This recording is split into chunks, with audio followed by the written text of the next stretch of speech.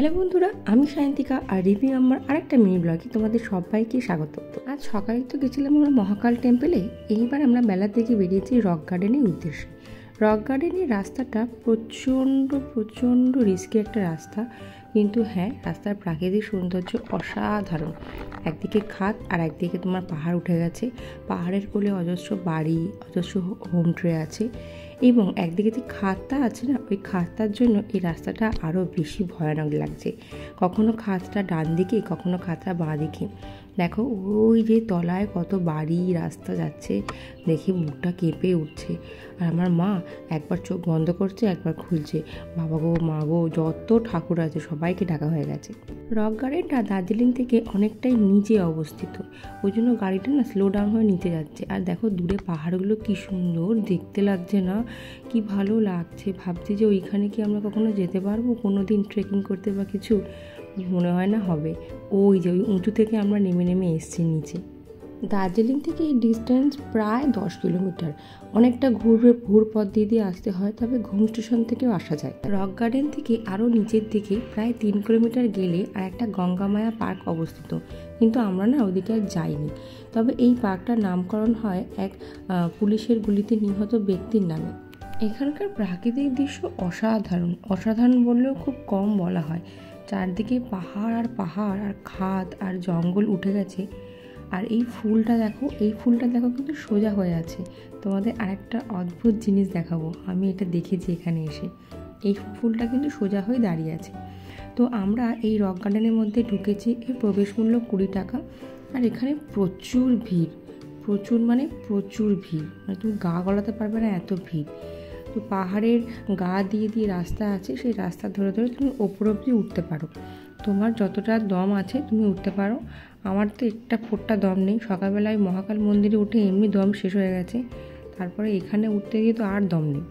তো কিছুটা আমরা উঠেছি, যেখানটা চাতাল মতো করা আছে, এবং তার ধারে একটা ছোট্ট লেক টাইপেরও আছে। কিন্তু লোকজন এত নোংরা হয়ে করছে ওখানটাতে না, মানে পাগলের মতো করছে ওখানটা দাঁড়িয়ে। এই লাফাচ্ছে, এই ছবি তুলছে, জলের মধ্যে করে ঢুকে যাচ্ছে। আমরা ওই জন্য নামিনি। এই দেখো তোমাদের যেটা দেখাচ্ছিলাম, আমরা অনেকটা উঁচুতে উঠে এসেছি, তো ফুলগুলো না নিচের দিকে মুখ করে ফুটে উঠেছে। মানে তোমার মাধ্যাকর্ষণ শক্তির জন্য নিচের দিকে মুখ করে ওরা ফুটছে। এরকম আমরা এই রক গার্ডেনে আস্তে আস্তে অনেক জায়গায় দেখেছি।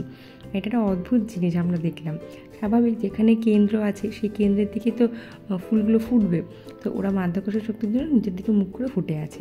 এই যে এই ঝর্ণাটা ওপর থেকে পড়ে আসছে, এই উৎসস্থল আমরা কেউ দেখতে পারিনি, কারণ অত পায়ের জোর আমাদের নেই আর নিঃশ্বাসের জোরও নেই। এই জন্য এইটা দেখছি এখান থেকে। আর এই রথটা এখানে এসেই শেষ হয়ে গেছে। তো সবাই এখানে গিয়ে ছবি তুলছে। আর জায়গাটা যত নিচে নেমেছে লোকজন না, তত নোংরা করেছে। কোথায় চিপসের প্যাকেট, কোথায় ভীষণ নোংরা করে রেখে দিয়েছে। ওই জন্য আমরা একেবারে নিচে নামিনি। এটা বেশ বড় একটা চাতাল, মাঝখানে পাথর দিয়ে বাঁধানো আছে একটা বেদি, আর এই চারধারে প্রচুর বেঞ্চ আছে। এখানে অনেকে দাঁড়িয়ে ছবি তুলছে, অনেকে এই ধরনের পোশাকগুলো ভাড়া পাওয়া যাচ্ছে, পরে ছবি তুলছে। বিভিন্ন ব্যাপার আছে। তো আমারও ইচ্ছা হয়েছিল পরবো, কিন্তু গিয়ে দেখলাম পোশাক কিছু বেঁচে নেই, সবাই যে মতো পরে ঘুরে বেড়াচ্ছে। আর কার পোশাক কে পরছে, কি দরকার বাবা, বলে আমরা যাইনি। তবে হ্যাঁ, ফটো তুললে 100 টাকা, আর না হলে পার হেড কস্টিউম ভাড়া 50 টাকা করে। আর যদি দুজন ছবি তুলো তাহলে 150 টাকা। ফটো তোলাটা বাদ দিলাম, দিয়ে আমরা ওপরের দিকে উঠতে শুরু করলাম। প্রচণ্ড খাড়া। এক সাইডে তোমার রেলিং আছে, আর এক সাইড ফাঁকা নেই, আর এক সাইড তোমার ওই পাহাড়ের গাটাই আছে।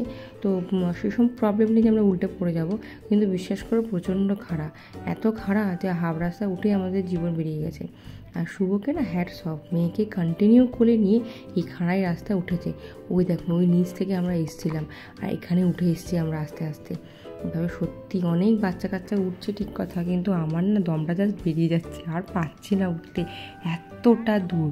অনেকে উঠে আবার ওপরেও একটা চাতাল মতো আছে, ওখানে গিয়ে বলেছে ছবি তুলছে। আমার দম বেরিয়ে গেছে, আর পাচ্ছি না, বাপরে বাপ।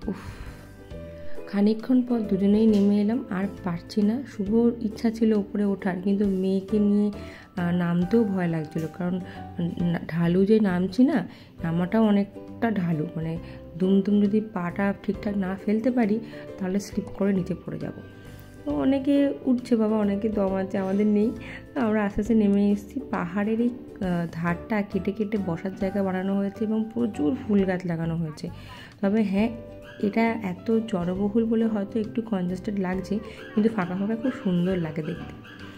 মিঠি খুব মজা পেয়ে গেছে, খেলে বেড়াচ্ছে, ঘুরে বেড়াচ্ছে, ছুটে বেড়াচ্ছে।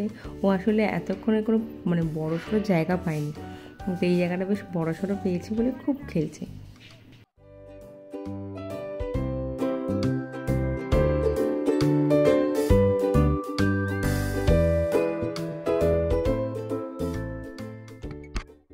চলো এবার রক গার্ডেন থেকে বেরিয়ে একটা টি এস্টেট যাওয়ার পালা। এই টি এস্টেটটা দারুণ সুন্দর, এত সুন্দর, পুরো পাহাড়ের ঢাল বেয়ে এই টি এস্টেটটা আছে। তবে চা বাগানগুলো একটু নিচের দিকে আছে। এগুলো সাধারণত নর্মাল ঝোপ, চা বাগানের ঝোপ নয়, চা গাছ নয়। তো আমরা এখানে দাঁড়িয়ে ছবি তুলছি, অনেকে পোজ দিয়ে ছবি তুলছে, আমার মা বাবা ছবি তুলছে, ভাই তুলে দিচ্ছে, আমি আর মিটি ঘুরে বেড়াচ্ছি, মামারাও ওখানে ছবি তুলছে। খুব সুন্দর জায়গাটা, পুরো পাহাড়ের ঢাল বেয়ে নিচে নেমে গেছে। তুমি যতটা দূর চাও যেতে পারো, কোনো অসুবিধা নেই, কোনো বাউন্ডারিজ নেই, তুমি তোমার নিজেই রিস্কে যাবে। তবে অনেকেই যাচ্ছে, অনেক লোক যাচ্ছে, কিন্তু আমি হাফ রাস্তা গেছি, এটাও খুব খারাপ, এ ঢালু হয়ে নিচে নেমে আসছে। তো মিটিকে নিয়ে না রিস্ক হয়ে যাচ্ছে বলে আমি দাঁড়িয়েছিলাম। শুভ গেছিলো খানিকটা, তারপরে মা বাপি এত তাড়া দিচ্ছে, চল চল চল, ওরাও ভয় পাচ্ছে না যে নিচে যদি বাই চান্স পাটা একবার স্কিড করে তো উল্টে পড়ে যাবো সবাই মিলে আমরা।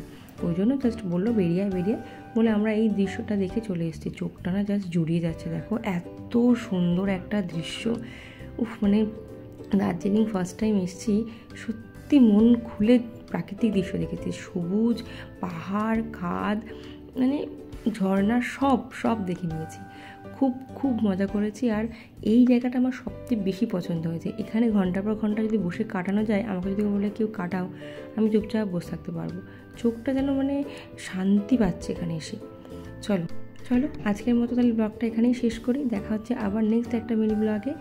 আশা করি ভালো থাকবো সবাই ততদিনে। ছবিগুলো তোমাদের জন্য।